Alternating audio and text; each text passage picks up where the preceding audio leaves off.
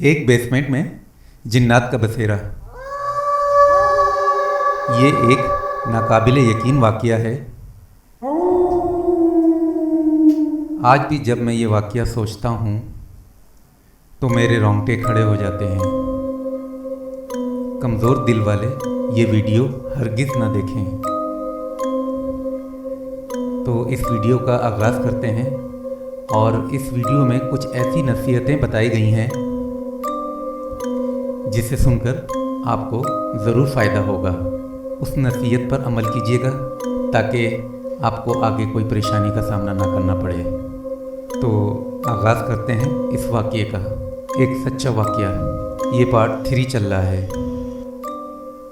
अब इन जानवरों में से कोई भी नहीं बचा और मैं नहीं चाहता कि अब हम कोई और नुकसान उठाएं, तो मैं आज ही अपना सामान उठाना चाहता हूँ। ये सुनकर बाबा ने बोला, जी अशरफ भाई, आप वैसा ही करें जैसा आप मुनासिब समझें। इसके बाद अशरफ भाई ने बाबा से और बाकी लोगों से बोला, भाइयों, आप सब लोगों का बहुत शुक्रिया, आप सब लोग हमारे साथ आए। बस एक एहसान मुझ पर और कर दें, मैं आज ही ये घर छोड़ना चाहता हूँ, तो आप लोग ज़रा मेरे साथ सामान बांधने में मेरी कुछ मदद कर सकते हैं ताकि मैं दिन के उजाले में ही यहाँ से सामान उठाकर अपने भाई के घर ले जाऊं, क्योंकि आप सब लोगों की मदद से सामान जल्दी ही बन जाएगा। बाबा ने बोला, जी अशरफ भाई, क्यों नहीं, हम करवा देते हैं। और फिर सब अशरफ भाई का सामान बांधने में लग गए और हम तीनों भाई भी उनकी मदद करने में मसरूफ़ हो गए और तकरीबन पौने घंटे सब सामान सिमट गया। और बाबा बोले, लो अशरफ भाई, अब आप जाकर ट्रक ले आएँ ताकि हम सामान ट्रक पर चढ़ा भी देंगे।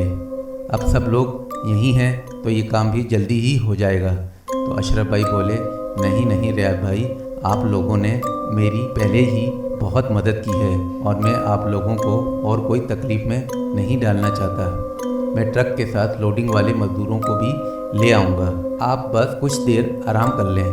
तो बाबा और बाकी लोगों ने बोला, छोड़ें अशरफ भाई, मज़दूरों को आप बस ट्रक ले आएँ, हम लोड करवा देंगे सामान। लेकिन अशरफ भाई ने फिर इनकार किया। तो बाबा ने कहा, अशरफ भाई, अगर आप हमें अपना भाई समझते हैं तो बस जैसा कहा है वैसा ही करें, आप जाएं और जल्दी से ट्रक ले आएं। तो अशरफ भाई बोले, आप लोगों का बहुत शुक्रिया, मैं बस अभी ट्रक लेकर आता हूँ। ये कहकर अशरफ भाई ट्रक लेने चले गए। इस दौरान बाबा और उनके दोस्त वगैरह सब सहन में बैठ गए और तहखाने के बारे में बातें करने लगे। एक आदमी बोला, रियाद भाई, ये तहखाना तो लगता है कि कई सालों से इस्तेमाल में नहीं था। तो बाबा बोले, हाँ भाई, आप ठीक कह रहे हैं, ऐसा ही है। जब से हमने ये घर बनाया है तब से ये तहखाना कभी हमने इस्तेमाल नहीं किया, बस बनाकर ऐसे ही छोड़ दिया था, क्योंकि हमारी सारी तवज्जो ऊपर वाली मंजिलों की तरफ थी और बहुत ही मुश्किलों से ये ग्राउंड फ्लोर और ऊपर की दोनों मंजिलें मुकम्मल की हैं। और बस यही सोचा था कि तहखाने को स्टोर रूम की जगह इस्तेमाल करेंगे और पुराना सामान वगैरह इसमें रख लिया करेंगे। तो बाबा का दोस्त बोला, तो रियाद भाई, आप कम से कम तहखाने में बिजली का काम ही करवा लेते और कुछ नहीं तो 1-2 बल्ब या ट्यूबलाइट ही लगवा लेते। बाबा ने कहा, यार बस ऊपर के पोर्शन में ही सब पैसे लगा दिए थे और सोचा था कि जब हम इधर शिफ्ट हो जाएंगे तो बाकी छोटे मोटे काम भी करवा लेंगे, बस इसी वजह से ये गलती हो गई। और आप सही कह रहे हो कि कम से कम तहखाने में लाइटें ज़रूर लगानी चाहिए थी। तो बाबा का दोस्त बोला, चलो छोड़ो रियाद भाई, अब जो हुआ सो हुआ, लेकिन अब आपको पूरी तवज्जो बेसमेंट की तरफ लगानी होगी, वरना तो ये जो कुछ भी आज हमने देखा कहीं ये और ज़्यादा ना बढ़ जाए, और अगर ऐसा हुआ तो ये घर किसी के रहने के काबिल नहीं रहेगा।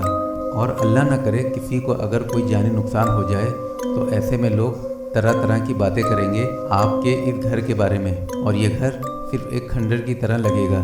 बाबा बोले, नहीं, मैं ये कभी होने नहीं दूंगा। ये घर मेरे वालिद मरहूम ने अपने हाथों से मेरे साथ मिलकर बनवाया था और ये घर एक लिहाज से मेरे वालिद मरहूम की निशानी भी है, क्योंकि इस घर की हर दरो दीवार पर मेरे वालिद मरहूम की हाथों की ईंटें लगी हैं और मैं अपने वालिद मरहूम की निशानी को ऐसे ही बदनाम नहीं होने दूंगा इंशाअल्लाह। और वैसे भी कुछ महीनों तक मेरी फैमिली ने भी इधर ही शिफ्ट होना है, तो मैं कभी नहीं चाहूँगा कि मेरी फैमिली को कोई भी नुकसान पहुंचाए।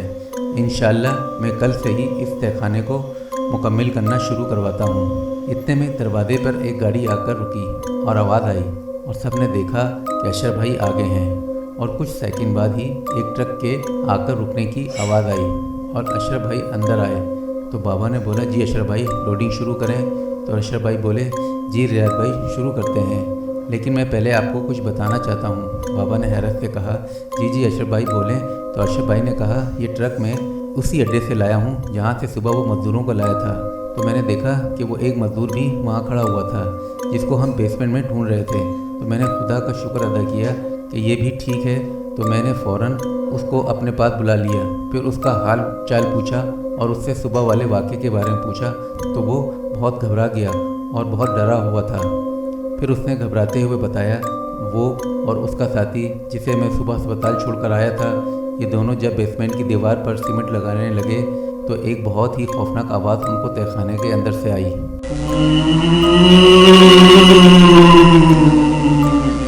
जैसे कोई भारी आवाज़ में चीख रहा हो। इसके बाद तहखाने की दीवार एक साइड से खुद ही गिर पड़ी। तो वो दोनों डर गए थे और कुछ देर वैसे ही खड़े रहे। फिर जब उसका साथी जो अस्पताल में है वो तहखाने में गिरी ईंटें उठाने के लिए अभी पहली सीढ़ी पर उतर ही रहा था कि एक खौफनाक सी शक्ल वाली औरत बेसमेंट से निकलकर उसके सामने आ गई।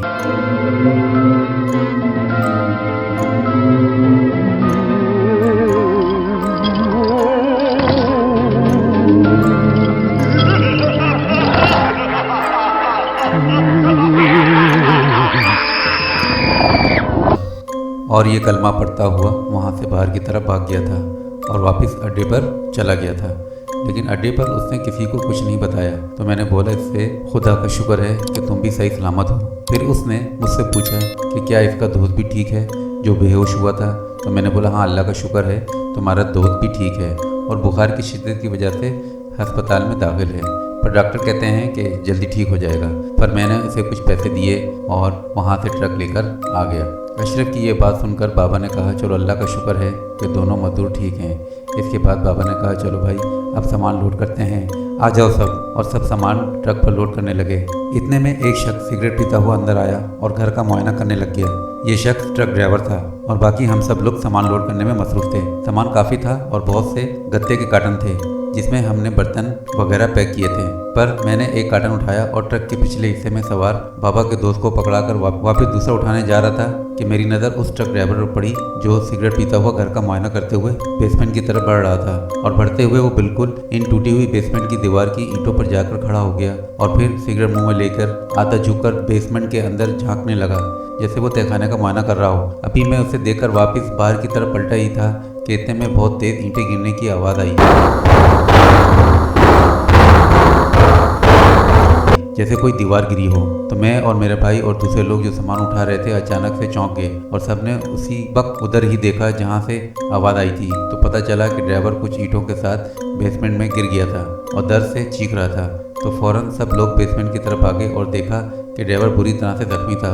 उसका सर फट चुका था, सर से बहुत ज़्यादा खून निकल रहा था। बाबा और बाकी लोगों ने उसको तहखाने से बाहर निकाला और एक जगह पर बिठाया, उसको पानी पिलाया और अशरफ भाई ने फ़ौरन एक कपड़ा रोल करके उसके सर पर रख कर दबाए रखा। और 1 मिनट के बाद ड्राइवर कांपती हुई आवाज़ में बोला कि नीचे कोई चीज़ है, जिसने उसे अचानक टांगों से पकड़कर नीचे की तरफ घसीटा है, जिससे वो नीचे गिर पड़ा। अब सब लोग एक बार फिर से परेशान होकर एक दूसरे की तरफ देख रहे थे। इतने में बाबा बोले, अशरफ भाई जल्दी से एक और कपड़ा लाएं और इसके सर पर बांध दें ताकि इसका और खून ना निकले। तो अशरफ भाई ने फ़ौरन ऐसा ही किया और एक कपड़ा लिया और ड्राइवर के सर पर मजबूती से बांध दिया। फिर अचानक एक आदमी जो ऐन तहखाने के सामने खड़ा हुआ था वो भागकर सबके साथ आकर खड़ा हो गया जैसे वो किसी चीज़ से डर गया हो। तो उसे देखकर बाबा बोले, अब तुम्हें क्या हुआ? वो कुछ सेकंड चुप रहते हुए बेसमेंट की तरफ ही देखता रहा। फिर बोला, रियाज भाई मुझे अभी घर जाना है। बाबा ने कहा, क्यों, क्या हुआ है और तुम इतने डरे हुए क्यों हो? तो उस आदमी ने कहा कि जब आप अशरफ भाई को कपड़े का कह रहे थे तो मैंने तहखाने की तरफ देखा तो कोई सीढ़ियों पर था और वो सीढ़ियों पर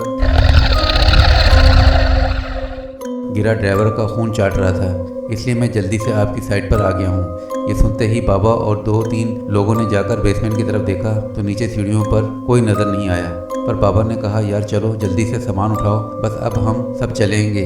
फिर बाबा ने ड्राइवर को पूछा, भाई अगर आप कहें तो आपको वापस अड्डे पर छोड़ आएं या आपको अस्पताल छोड़ाएं। ड्राइवर ने कहा कि नहीं, मैं ठीक हूँ, बस आप लोग जल्दी से सामान लोड कर लें, फिर यहाँ से जाने के बाद मैं अस्पताल चला जाऊँगा और बस आप मुझे ट्रक पर सवार कर देना। बाकी मैं चला तो लूँगा ट्रक, आप लोग मेरी फिक्र मत करो, लेकिन थोड़ा जल्दी सामान लोड करें। इसके बाद सबने जल्दी जल्दी सामान लोड किया। बाबा और रशद भाई ने ड्राइवर को उठाया और ट्रक में सवार कर दिया और बाबा ने घर को ताला लगा दिया। फिर मैं और बाबा, बाकी लोग जो बाबा के दोस्त थे, वहाँ से चलने लगे। तो बाबा ने एक बार फिर उस ट्रक ड्राइवर से पूछा कि उस्ताद जी आप चला तो लेंगे ना? तो ड्राइवर ने कहा, हाँ हाँ कोई मसला नहीं है, मैं चला सकता हूँ। चोट सर पर लगी है, अल्लाह का शुक्र है, हाथ और पाँव में कोई फ्रैक्चर नहीं हुआ, वरना मुश्किल हो जाती। ये बस कुछ रगड़ें लगी हैं जिसकी वजह से कुछ जगहों पर जलन हो रही है, कोई बात नहीं, मैं चला लूँगा। ये कहने के बाद वो बेचारा जख्मी ड्राइवर भी बहुत ही हिम्मत करके अशरफ भाई का सामान लेकर चला गया और हम सब अपने पुराने घर की तरफ जाते हुए आपस में बातें कर रहे थे कि बाबा भी अपने दोस्तों के साथ साथ चलते हुए आपस में बातें करते जा रहे थे इस सिखाने के बारे में। कोई कुछ मशवरा दे रहे थे, कोई कुछ मशवरा दे रहे थे। इतने में बाबा के एक दोस्त रहमान अंकल ने बाबा को बताया कि एक आलिम हबीब साहब हैं जो ऐसी चीज़ों को आसानी से यहाँ से भगा सकते हैं। बाबा ने हैरत से रहमान अंकल की तरफ देखते हुए कहा, अच्छा तो फिर जल्दी बताओ वो आलिम हबीब साहब मुझे कहाँ मिलेंगे?